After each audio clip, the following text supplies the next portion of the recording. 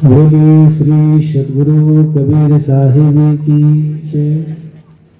सद्गुरु अभिलाष साहिब की, संत समाज की जय।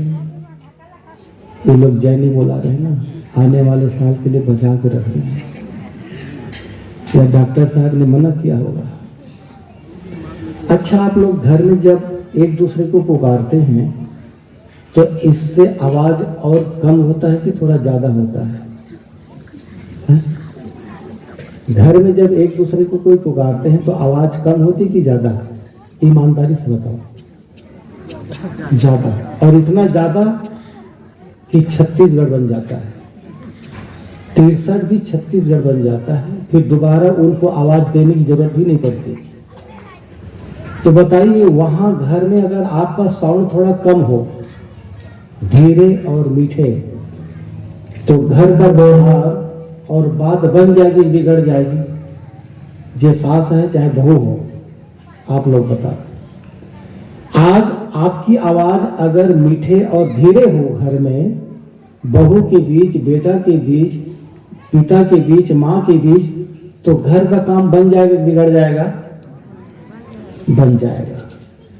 और जोर से बोलोगे तो बिगड़ जाएगा। अनुभव हो रहा है ना? और सत्संग में आकर आपकी आवाज को आपके पड़ोसी भी नहीं सुन पाए तो परमात्मा कहां से सुन पाए होंगे? थोड़ी सोचिए जरा, सौदा घाटे में चल रहा है कि फायदे में? तो यहां आवाज ऊंची होनी चाहिए और घर में आवाज नीची होनी चाहिए। आप सत्संग आपको ये ट्रेनिंग नहीं देगा तो और कहीं आपको ट्रेनिंग नहीं मिलेगा। ये हिंदी, अंग्रेजी, फिजिक्स, केमिस्ट्री पढ़ करके भी नहीं मिलेगा ट्रेनिंग। इसीलिए आपको सत्संग की आवश्यकता पड़ती है। तो चलिए, अब की बात गलती नहीं होना चाहिए। तो आवाज धीरे हो कि तेज हो? हाँ, बोलिए श्री सद्गुरुदेव की।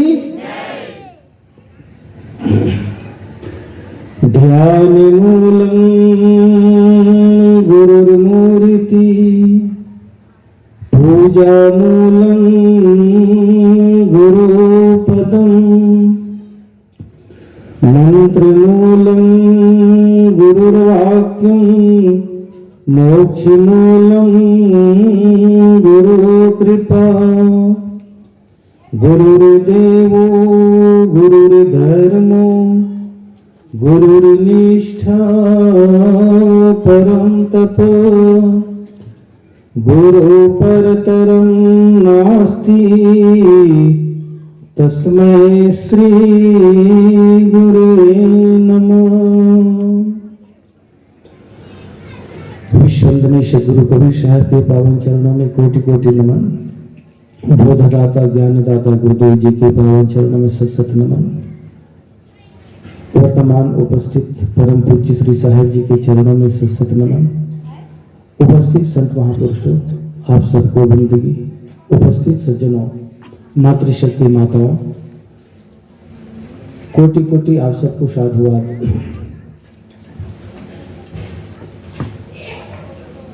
हमारे जीवन में धन भी है, परिवार भी है, सब कुछ है। धन है, मकान है, परिवार है, सब कुछ तो है। लेकिन आखिर जीवन में सत्संग की आवश्यकता क्यों पड़ती है? तो कुछ लोग कहते हैं कि जो रिटायरमेंट है उनके लिए। कहो गुरुजी, ये बात सच है क्या? नहीं, गुरुजी लोग तैयार नहीं है। जबकि पढ़े और पढ़ाए, माँ तो 3-4 बच्चों को जन्म देती ही, 4-5 बच्चों को जन्म देती है, लेकिन ये मास्टर हजारों बच्चों को जन्म देता है। इसलिए आप कहीं भी देखे होंगे कि गुरुजी लोगों की संख्या ज्यादा रहती है सत्संग के लगाव में। डॉक्टर उतना समय नहीं देते, वकील तो बिल्कुल समय नहीं देते, और पुलिस तो बिल्कुल नहीं। लेकिन मास्टर इस सत्य को समझते हैं और इसलिए स्थान देते हैं। तो मैं बता रहा था कि आपके पास घर है, परिवार है, महल है, सब कुछ है, धन की कोई कमी नहीं, किसी भी चीज की कमी नहीं, फिर इसे सत्संग के तरफ लोगों को प्रेरित करने का उद्देश्य क्या है? तो कोई कहेंगे कि जो आदमी खाली है उसके टाइम पास के लिए है, कोई कहते हैं कि एक मनोरंजन है, कोई लोग कहते हैं इन लोगों का कुछ काम नहीं तो फिर क्या करें, कुछ तो कुछ करना चाहिए। न जाने उस सत्य को न समझ करके लोगों के अंदर में कितने प्रश्न उठते हैं। लेकिन मैंने अपने जीवन में जो खोज किया और खोज के बाद जो परिणाम पाया उसको बता सकता हूं। है आज्ञा बात रखने की डॉक्टर साहब? ठीक। तो मैंने अपने जीवन में जो अनुसंधान के बाद पाया सत्संग का महत्व और सत्संग के वैल्यूएशन वो ये है, ये सत्संग पतित को पावन बनाता है। अज्ञानी को, विलोम शब्द है सब पढ़े हैं, अज्ञानी को ज्ञानी बनाता है, नीच को ऊंच बनाता है, दुष्ट को सज्जन बनाता है, और जो आदमी पूरी तरह से बर्बाद हो चुके हैं उनको आबाद होने का रास्ता बताते हैं। जो इंसान नरकगामी हो चुके हैं तन से, मन से, धन से, विचार से, कर्म से, और उसको स्वर्गीय जीवन जीने के सूत्र देते हैं, इसका नाम सत्संग है। सत्संग कभी किसी की बिगाड़ नहीं करता है, सत्संग कभी किसी का नुकसान नहीं करता है। आज तक सत्संग के माध्यम से कोई घर बर्बाद हो गया ऐसी बात नहीं। हाँ, सत्संग को छोड़ने के बाद जरूर बर्बाद हो गया। ये सुना जाता है, अनुभव किया जाता है, यार पहले उनके घर के लोग जरूर गरीब तो थे, मेहनत मजदूरी करके जीवन जीते थे, लेकिन बड़े सुखी थे, क्योंकि उनके जीवन की जो दिशाएं थी, उनके जीवन की जो सोच थी वो बहुत सुंदर था। भले ही वे लोग मेहनत करके जीवन जीते थे, लेकिन मन में आपस में प्रेम था, और जिसके कारण से वो घर भरा पूरा था। और आज सत्संग के मार्ग को छोड़ने के बाद लोग कुपथ में चले गए, और जिसके कारण से उनकी पूरी मानसिक विकृति होने के कारण से पूरा समाज, पूरा परिवार उनका विकृत हो गया। और इसीलिए मैं कभी कभी आप लोग बीच में बातें कहता हूं, जैसे हम आप लोग हैं, अगर साल भर में कितना दिन होता है? 300, जोर से बोलो, 365 दिन होता है। और 365 दिन में आप 360 दिन धन कमाओ, डबल फसल बो करके अन्न उत्पादन करना, धनी होना जीवन के लिए, समाज के लिए कोई अभिशाप नहीं है। अगर आप मेहनत पर मेहनत करके अगर जीवन को विकसित करते हैं, अच्छा मकान बनाते हैं, अच्छा जीवन जीते हैं, संपन्नता का जीवन जीते हैं, बच्चों को पढ़ाते लिखाते हैं, तो समाज के लिए बहुत बड़ा वरदान है।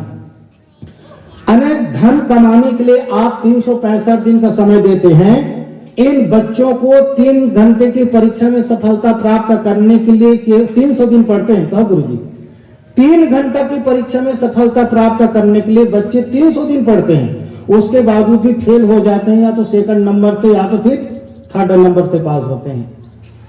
आप सोचिए, 365 दिन में 365 दिन धन कमाने के लिए समय लगाए, और ये बच्चे पास होने के लिए 300 दिन पढ़ाई किए, और उसके बावजूद भी उनको आंशिक रिजल्ट नहीं मिल पाया।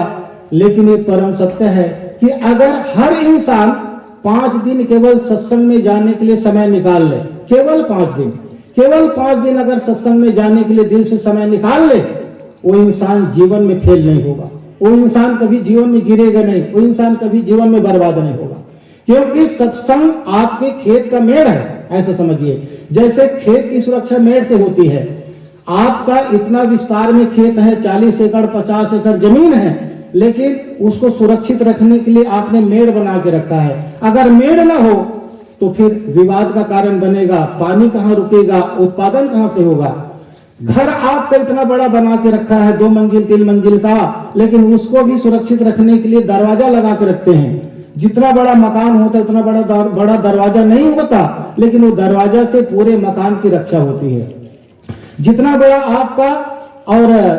आपका मकान होता है, दरवाजा होता है, जितना बड़ा आपका दरवाजा होता है उतना बड़ा ताला नहीं होता, लेकिन वो ताला से पूरे घर की सुरक्षा होती है। सोचिए, इसी प्रकार से मेरा ये निवेदन है कि आप अगर 5 दिन सत्संग में जाते हैं तो इससे आपके जीवन की रक्षा होती है, आपके कर्मों की रक्षा होती है, आपके संस्कारों की रक्षा होती है। तो अगर हम दिल से 5 दिन भी सत्संग में गए, आप गए, बच्चों को लेके गए, परिवार को लेके गए, तो हम सब की नैया पार हो गई कि डूब गई? कुर्सी वाले लोग बोलो।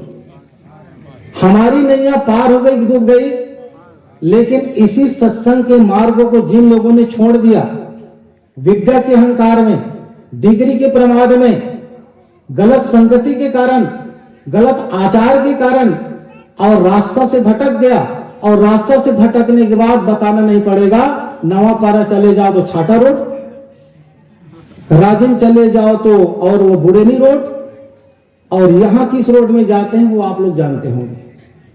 अब ये रास्ता को छोड़ दिया, गुरुजी लोग, डॉक्टर साहब लोग और ये अपने सब मिल करके जो रास्ता बनाया 3 दिन के लिए, 2 दिन के लिए, अगर से इस रास्ता को लोगों ने छोड़ दिया, ये पड़ गया महंगा, और उस रास्ता में चलना शुरू कर दिया 365 दिन। आप तो केवल 3 दिन गए, 5 दिन गए, और रास्ता चलते चलते मंजिल आपको मिल गई, मंजिल से आप पार हो गए, लेकिन वो लोग 365 दिन चल करके भटक गए कि पार हो गए। गणित नहीं लगा पाएगा। हम 3 दिन 5 दिन चल करके पार हो गए, डूब गए, पार हो गए, और वो लोग गलत रास्ता में 365 दिन चल करके, हाँ, डरे डरे कहा बोलते, वो लोग दंडी थोड़े करेंगे, डूब गए। हिम्मत के साथ कहो। इसीलिए कबीर साहब ने कहा, गुरु सीढ़ी ते उतरे शब्द मुखा होए, और ताको काल घसीटे हैं राख सके ना कोई। और उन्होंने कहा कबीर साहब ने, गुरु द्रोही मनमुखी नारी पुरुष विचार ते नर 84 धर्मी हैं, ज्यों लोग चंद्र दिवाकर। ऐसे लोग 84 भरमते हैं जब तक चंद्रमा और सूर्य तक, मतलब उस जीव को कभी ठौर ठिकाना नहीं मिलता। और कबीर साहब ने एक और बातें कही, मजबूत बात है, आप लोग याद रखना। संत विरोधी 3 जन, पीछे से आप लोग भी दोहराओ, संत विरोधी 3 जन। क्या कहा? 3 जन, संत विरोधी 3 जन, छत्तीसगढ़ी भी कहते वो जन। संत विरोधी 3 जन, रावण, दुर्योधन, कंस। संत विरोधी 3 जन, रावण, दुर्योधन, कंस। अपने आंखों देख लो, डूब गया उनका वंश। तो धन की कमी कारण कि धर्म की कमी कारण, शिक्षा की कमी कारण कि ज्ञान की कमी कारण, सोच सकते हो। इसलिए कहा गया है कि धर्मो विहीना पशु समाना, ज्ञान विहीना पशु समाना, अज्ञान तिमिरांधस्य ज्ञानं जनन शलाकया चक्षुरुन्मिलितं तस्मै श्री गुरुवे नमः। वो गुरुदेव को नमस्कार जिन्होंने हमको आंख दिया। शरीर अधूरा है आंख के बिना। अब देखो, नीला कपड़ा पहने दादाजी जब आए तो मुझे अंदर से पीड़ा हुई। एक उनकी लगन है, उनकी निष्ठा है कि मैं चलूं, सत्संग में बैठूं, मेरी आंख तो काम तो नहीं कर रही, लेकिन मेरा कान तो काम कर रहा है। जो मेरे पास है उसको उपयोग करना, समझ जाऊं, जान जाऊं। उनकी जिज्ञासा, उनकी लगनशीलता, और अपने पुत्र के साथ यहां तक आए। तो इनकी नैया पार हो गई, डूब गई, जो से बोला करो ना, पार हो गई। और जिनके आंख है, और वो आंख होते हुए भी जीवन के रास्ता को नहीं देख पाए, तो उनकी नैया डूब गई कि पार हो गई? डूब गई।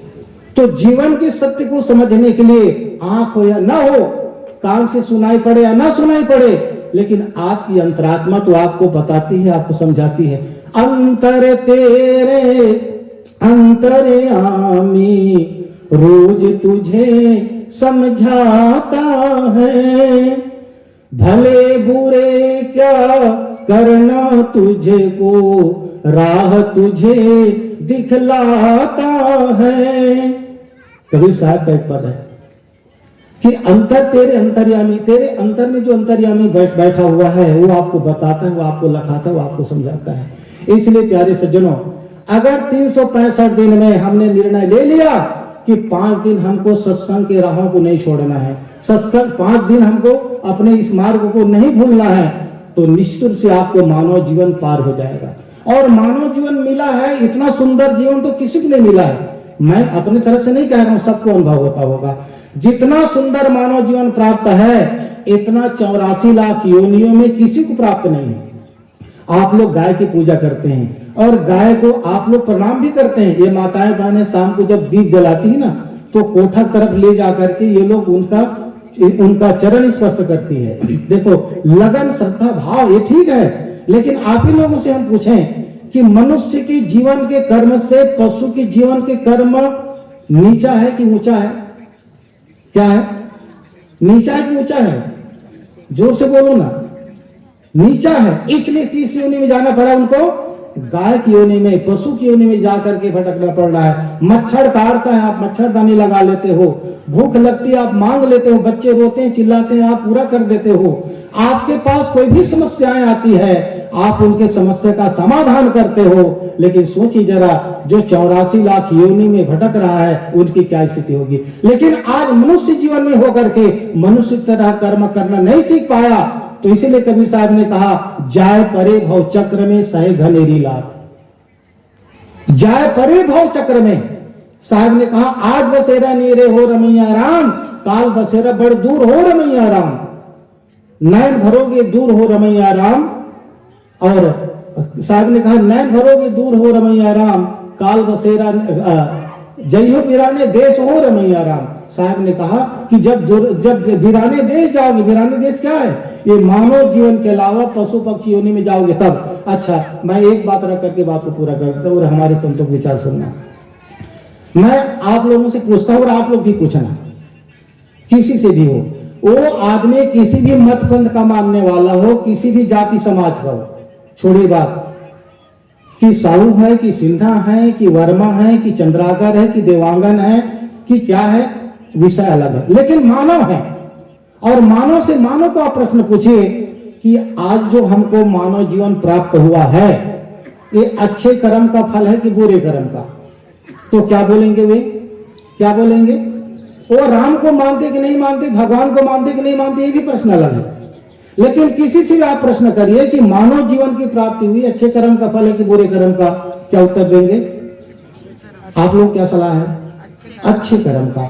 अच्छे कर्म के नतीजा में मानव जीवन प्राप्त हुआ है, एक पक्का है। तो वर्तमान जीवन में भी कैसे कर्म होना चाहिए? अच्छे कर्म। अच्छे कर्म करने के लिए हमको कोई खर्चा करना पड़ता है क्या? हमको दौलत खोना पड़ता है क्या? हमको इसके लिए बहुत पढ़ाई करना पड़ता है क्या? नहीं। अच्छा कर्म करने के लिए केवल आपके अंदर में अच्छा संकल्प होगा। साहब ने सरल उपाय बताया, सकलो दूरमति दूर करो, अच्छा जन्म बनाओ, काग गौन गति छोड़ के हंस गौन चलिए।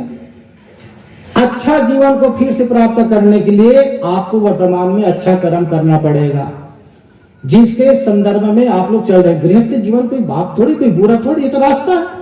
और गृहस्थ जीवन में अगर कोई पूजा पाठ भी करते हैं, उपासना करते हैं, ये कोई बुरा नहीं है। लेकिन उपासना करके, पूजा पाठ करके बुरा करना, ये बुरा है। किस जाति से, किस समाज से, वो बुरा नहीं।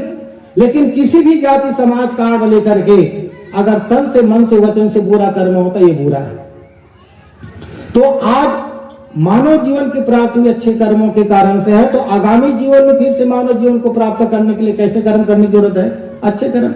आज आपके खेत में बीज अंकुरित हुआ है, तो ये प्रमाणित बीज के कारण से है। प्रमाणित बीज के कारण आने वाले समय में आपके खेत में फिर से बीज बोया जा सकता है। और बीज अगर प्रमाणित नहीं, तो फिर आने वाले समय में आपके खेत में कुछ नहीं होगा। तो प्रमाणित बीज का मतलब होता है आपके उज्जवल संस्कार, उज्जवल कर्म। अच्छा, एक बात और, बस 1 मिनट का। आज जो नाली की कीड़ा, गोबर की कीड़ा, सांप, बिच्छू, मेढक, मछली में जीव भटक रहा है, झूठी बात है कि सच बात है? नाली की कीड़ा, गोबर की कीड़ा, सांप, बिच्छू में जीव भटक रहा है, ये बुरे कर्म का फल है कि अच्छे कर्म का? हाँ, साहब जी भी आ रहे हैं, आप लोग खड़े हो जाए।